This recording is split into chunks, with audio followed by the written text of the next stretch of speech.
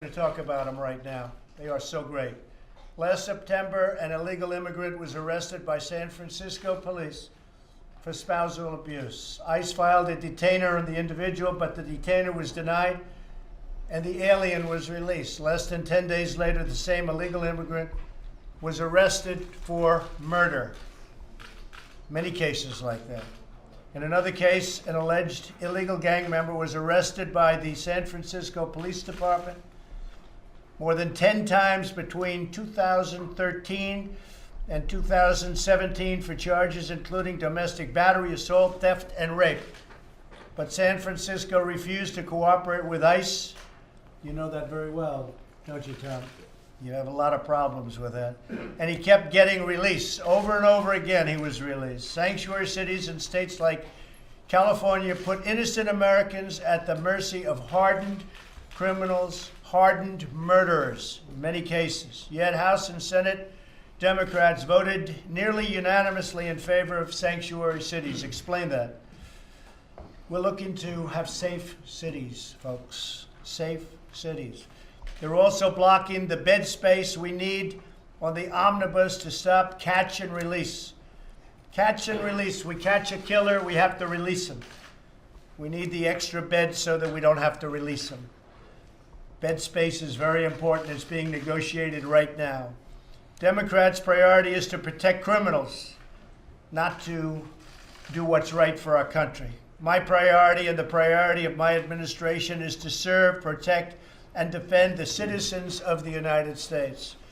So we have tremendous people around this table, people that know what's happening, know what's going on. And maybe, Tom, I'd like to start with you. You could say a few words quickly, and we'll go around the table. Okay? Thank you very much. Thanks for inviting me. This is an important discussion, and I'm proud to represent the 20,000 American heroes that work at ICE. As many of you know, ICE just recently conducted a series of planned target enforcement operations in California in jurisdictions that no longer cooperate with federal law enforcement officers, thanks to a statewide sanctuary policy. To meet our mission, we conduct operations like this across the country every day. They are based on intelligence-driven leads. So let me be clear. There are no raids. There are no sweeps. Everybody we arrest is a targeted enforcement operation. We know exactly who we're going to arrest and exactly where we're going to find them most of the time. In fiscal year 2017, for example, for those people that say we don't prioritize who we arrest, 81% of all aliens we arrested in California last year were convicted criminals. We also prioritize fugitives and aliens who have illegally re-entered the United States, which is a felony by the mere fact they re-entered after being formally removed. But let me be clear, as I've said many times, it's a crime to enter the United States illegally. It's under Title 8 code.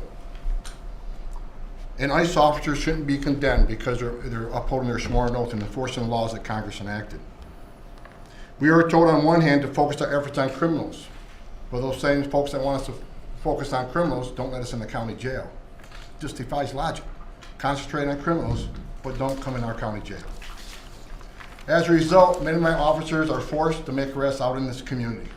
Ask any law enforcement officer, we got many sitting around this table, arresting a public safety threat on his turf where he has access to weapons is a significant danger to men and women of ICE and other law enforcement officers. Many of our local law enforcement officers, our partners in California, some at this table, also oppose the dangerous policies of sanctuary policies imposed by Sacramento, including the California State Sheriff's Association. They have disagreed with the governor. They have come out with press statements saying they're not allowed to communicate with ICE the way they want to, and they have to release public safety threats out into the public, which they don't want to do. Following passage of SB 54, they issued a statement. Let me quote them. This comes from the California State Sheriff's Association. This legislation contains significant liabilities that restrict communications with federal law enforcement about the release of wanted, undocumented criminals from our jails, including known gang members, repeat drunk drivers, persons who assault peace officers, serial thieves, and abusers, and other serious offenders. As we know, criminals, all you got to do is Google criminals. Recidivism rate right now in California is over 50%. Over half these people that get released will reoffend the first year. Let me talk about a couple recent examples. what just happened in Northern California and in Oakland. A law enforcement agency in Merced County, California arrested a Mexican national for robbery and multiple weapons violations, including carrying a concealed weapon and willful discharge of a firearm with gross negligence. This alien was previously released from local custody back into the community in November 2017, following his arrest for conspiracy to commit crime and vandalism. Despite the fact we issued a detainer, he was released. He is one of the many public safety threats we targeted during our most recent operation in Northern California that we weren't able to locate. Since our operation in San Francisco and Oakland, 3 of the people we couldn't locate have since reoffended. The one person I just talked about was just arrested for robbery and multiple weapons violations. We also, another person just arrested that we failed to locate in the Oakland area, just arrested for his 3rd DUI. 3rd DUI. So if he's getting arrested 3 times, how many times has he committed this crime? That is a public safety threat.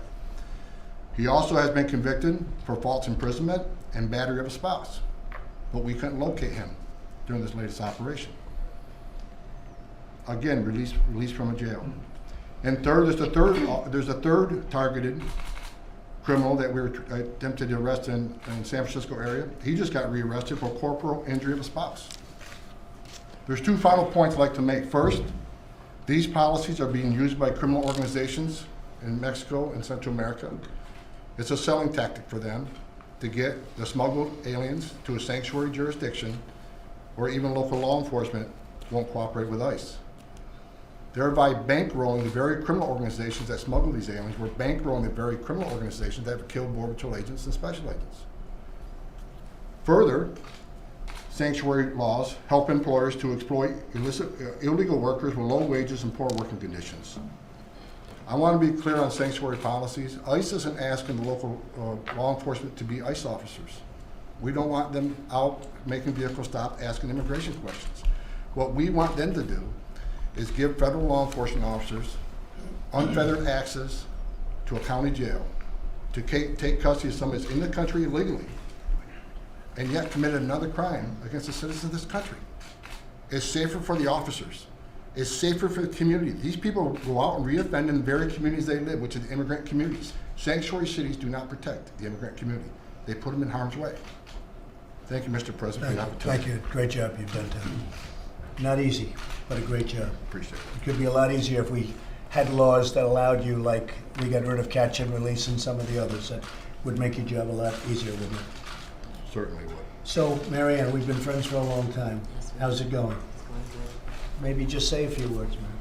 My son, Sergeant Brandon Mendoza, was killed in 2014 by a repeat illegal alien criminal who had been shown leniency in the state of Colorado and released back out onto our streets.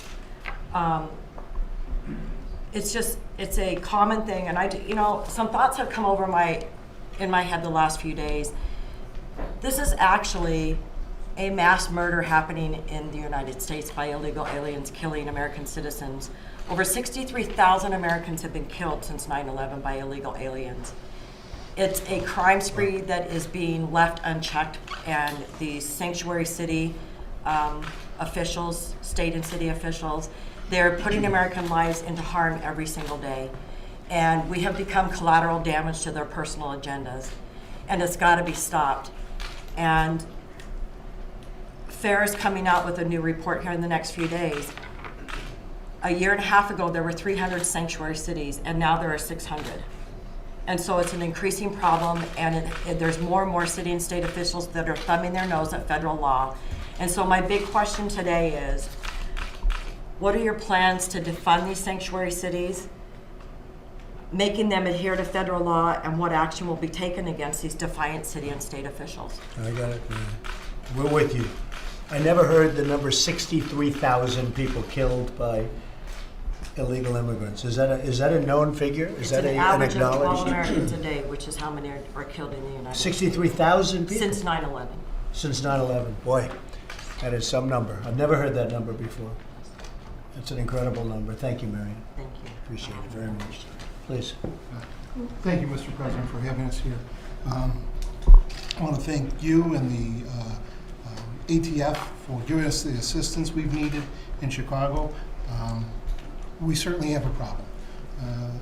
My 17,000 members that I represent as the FOP president are not concerned with somebody coming here for a better life, but they certainly are concerned with somebody who are coming here to be habitual criminal offenders, that their entire career is set up to undermine our legal system and to put officers in harm's way, whether they're federal officers or local officers.